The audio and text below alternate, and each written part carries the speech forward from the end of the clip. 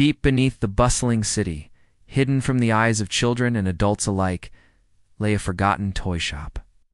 Its dusty windows were covered with cobwebs, and its door was barricaded with discarded furniture. But once a year, when the clock tower chimed midnight on New Year's Eve, something magical happened. The forgotten toys would come to life. They would shake off the dust, stretch their weary limbs, and prepare for their one night of freedom.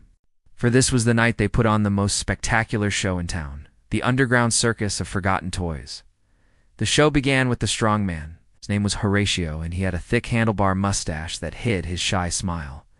He was made of wood, and his muscles were carved so realistically that even the audience gasped when he strained them to their limits, lifting incredible weights with ease.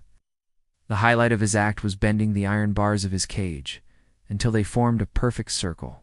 Then, with a flourish, he would break through the bars and disappear into the crowd, only to reappear moments later in another part of the tent.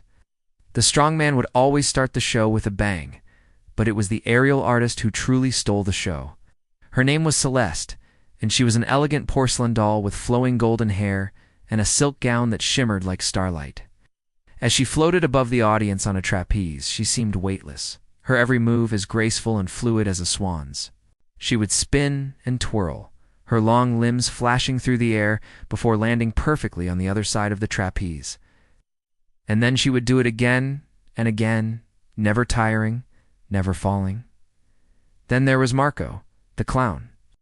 He had a painted smile that never reached his sad eyes, and oversized shoes that made him trip and stumble as he walked. He was clumsy and awkward, but he tried his best to make the children laugh with his squirting flour and rubber chickens. Sometimes the children did laugh, but sometimes they just stared at him with confusion or even boredom. Marco took it all in stride, though, always ready with a new joke or a silly face to make them smile. There was also the fire breather, whose real name no one knew, but who was called Sparky by the other toys. He was a charred wooden puppet with singed whiskers and clothes made of old rags. No one had ever seen him without a burning torch in his hand, and no one had ever asked him why he breathed fire. But everyone loved watching the flames dance around his wooden face as he pranced around the tent. And then there was Roxy, the lion tamer. It was a porcelain doll with short, choppy hair and a dress that looked like a patchwork quilt. Wasn't very good at taming lions, but she sure liked pretending to be. She carried a whip with her everywhere she went and cracked it loudly for effect. She didn't have any real lions to tame, of course, so instead, she used stuffed animals, which she whipped into submission with a mighty roar. The final act of the show was the disappearing elephant. He was a large wooden elephant with chipped tusks and peeling paint. No one knew how he did it, but somehow he managed to make himself vanish into thin air. One moment he was standing in the center of the ring, and the next he was gone. The audience would gasp and point to the empty space where he had been standing, and then he would reappear in a different part of the tent. And then he would disappear again and reappear somewhere else. And he kept doing this over and over again until the very end of the show. In between acts, a small mouse named Squeaky would run around the ring, collecting the discarded props and fixing them up for the next year's show. He was the only one who knew the secret of the underground circus, and he guarded it with his life. As the night wore on, more and more people began to trickle into the underground circus. Some were children who had snuck out of their homes. Others were adults who had lost their way and stumbled upon the tent by accident. But no matter who they were all drawn to the spectacle before them, mesmerized by the lights, the music, and the forgotten toys dancing and prancing in the ring. Suddenly, the tent was filled with the sound of applause and cheers. The show was over, and the audience began to leave. One by one, the forgotten toys returned to their places on the shelves, their faces filled with sadness as they watched the last of the audience disappear into the darkness. The strong man was the first to go. He carefully straightened his striped shirt and tucked in his bulging biceps before climbing onto the shelf. Next came the aerial artist, who curtsied to the empty seats and then gracefully descended from the trapeze. She dusted off her silk gown and arranged her porcelain face into a serene smile. Then it was Marco's turn. He struggled to climb onto the shelf, his oversized shoes getting tangled in his baggy pants. He tripped and fell, but quickly got back up and dusted himself off, trying his best to ignore the snickers from the other toys.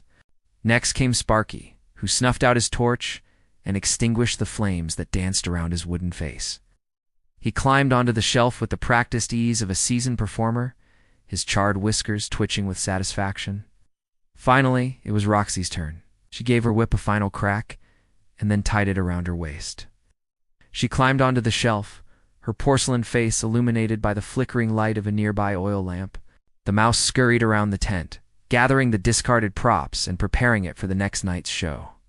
He knew that each night was precious, that the next day they would all be nothing more than forgotten toys once again. But he also knew that as long as they had each other, they would always have their memories. The magic of the underground circus and the joy of being alive. As the first rays of sunlight peeked through the cracks in the floorboards, the forgotten toys began to stir. They yawned and stretched, their movements stiff and awkward after a night of dancing and prancing. They looked around the tent, their faces etched with confusion as they tried to piece together the fragmented memories of the previous night. The strong man rubbed his wooden chin, trying to recall the roar of the crowd and the thrill of the performance.